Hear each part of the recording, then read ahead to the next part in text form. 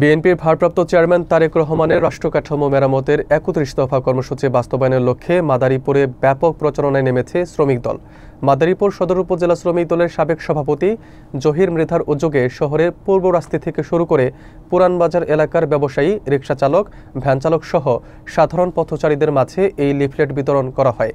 Leaflet বিতরণকালে শ্রমিক দলের নেতারা এই ৩১ দফা কর্মসূচির গুরুত্ব তুলে ধরেন এবং আগামী নির্বাচনে ধানের শীষ প্রতীকে ভোট দেওয়ার জন্য সকলের প্রতি আহ্বান জানান। বিস্তারিত দেখুন এস.এম. আজহার হোসেনের তথ্যচিত্রে।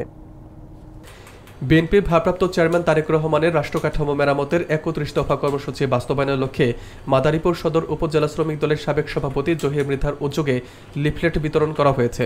আজ সোমবার সকালে শহরের পূর্ব রাস্তা এলাকা থেকে এই কার্যক্রম শুরু হয় এবং পুরান বাজারের ব্যবসায়ী, রিকশা চালক, ভ্যান চালক সহ সাধারণ পথচারীদের মাঝে তা বিতরণ করা হয়। লিফলেট বিতরণকালে জহির মৃধা বলেন, তারেক রহমানের ৩১ দফা বাস্তবায়নের লক্ষ্যে তারা কাজ করে যাচ্ছেন এবং তারই ধারাবাহিকতায় এই প্রচার কার্যক্রম চালানো হয়েছে। তিনি এই সময় সকলের প্রতি আগামী নির্বাচনে ধানের শীষ প্রতীকে ভোট দেওয়ার আহ্বান জানান।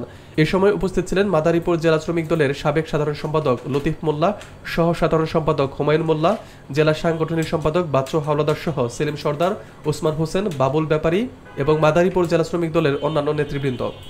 মাদারীপুর জেলা শ্রমিক দলের পক্ষ থেকে তারেক রহমানের ৩১ দফা বাস্তবায়নের লক্ষ্যে আমরা শ্রমিক দলের পক্ষ থেকে লিফলেট বিতরণ করতেছি। শ্রমিক দলের পক্ষ থেকে তারেক রহমানের নির্দেশে আমরা প্রচার করতেছি। আমরা শুরু করছি পূর্ব রাস্তা থেকে, পুরানবাজার চক্কর দিয়া আজকের জন্য শেষ করব।